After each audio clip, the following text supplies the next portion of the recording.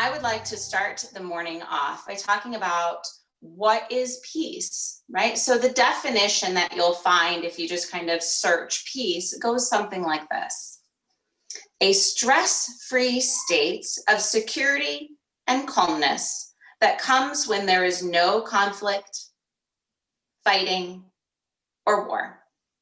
Everything coexists in perfect harmony and freedom. Freedom from disturbance and tranquility. So that is the textbook definition. But take a moment to think about, what does peace mean to you? And throughout the day, we're going to explore all the different ways that peace can be. So the peace sign. So when I started thinking about the peace day that we are sharing with you and our offerings, I started thinking about, where did the peace sign come from, right? We all know the peace sign looks something like this, right? And we see it everywhere and we're like, yeah, peace. And we take pictures like this. And where did this come from? Okay. So it originated in 1958, and a British gentleman by the name of Gerald Holtham, he created this sign for nuclear disarmament. He wanted to make an advertising marketing campaign to just stop the crazy, right? So the N and the D, he morphed into this creative thing to make what we know now as the peace sign. So it started in 1958 with his marketing campaign. And then by the time the whole 1960s anti-war protesting was going on, during the Vietnam War, that's the symbol that became really, really popular all through that time and what was happening in the world during that time. So, and then it just stuck. So then what happens with this? How did this come about as peace?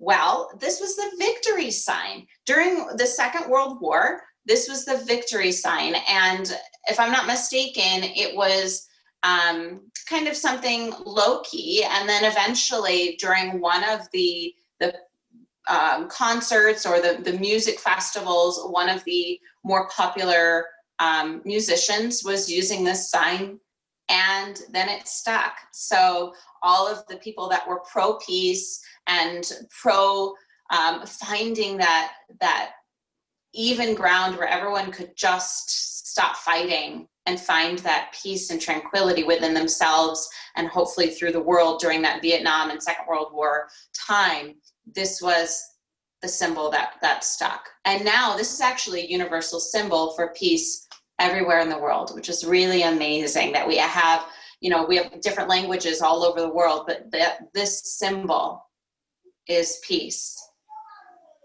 Pretty awesome. So much more than a symbol, much more than a fashion statement, much more than taking pictures with your peace fingers up.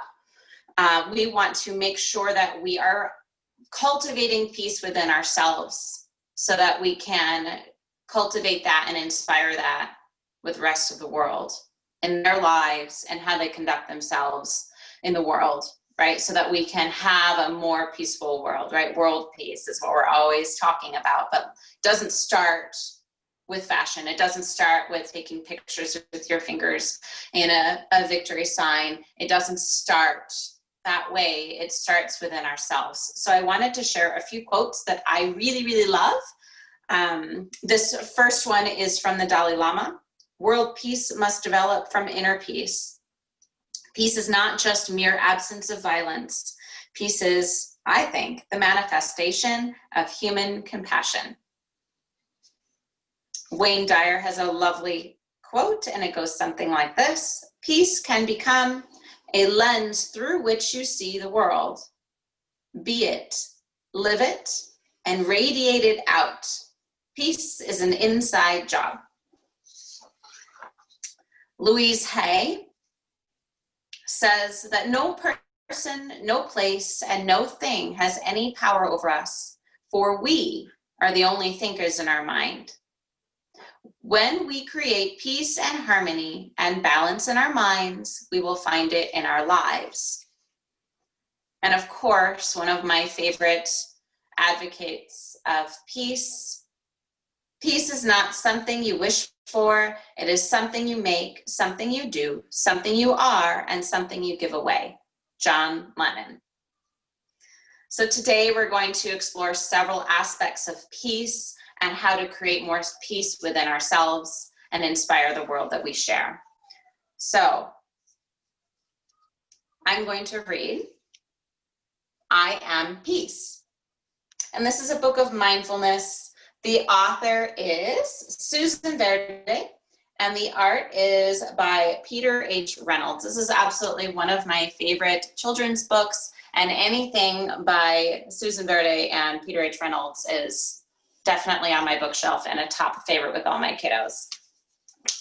So, it goes something like this. I Am Peace, a book of mindfulness.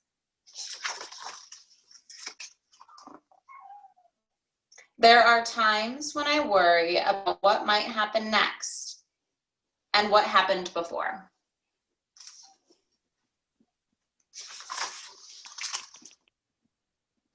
The thoughts in my head are like rushing water, and I feel like a boat with no anchor.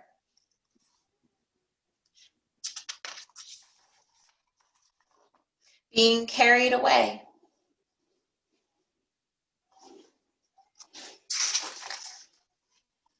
I give myself a moment, I take a breath, and then I tell myself, it's all right. I feel the ground beneath my feet and steady myself. And start to notice the here and the now. My thoughts begin to settle, my mind begins to clear. I am peace. I can watch my worries gently pop and disappear. I let things go. I can say what I feel inside out loud. I know myself. I can share kindness with others. I make a difference.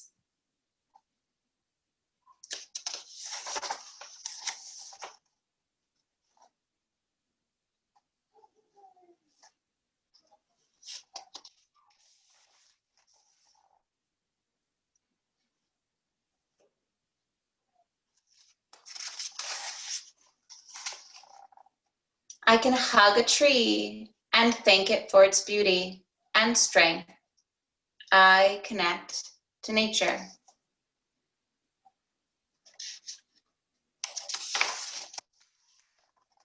I can watch the clouds make shapes against the sky. I know wonder.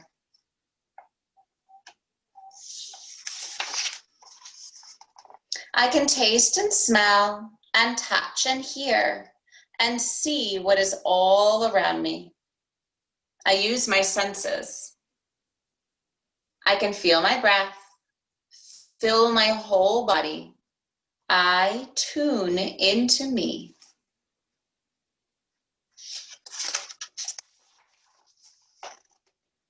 Now the water is still.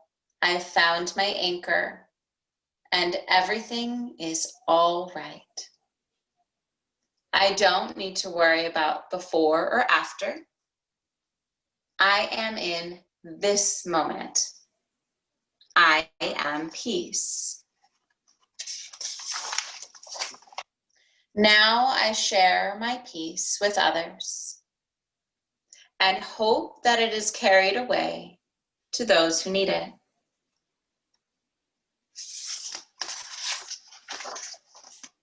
And I dream. We are peace.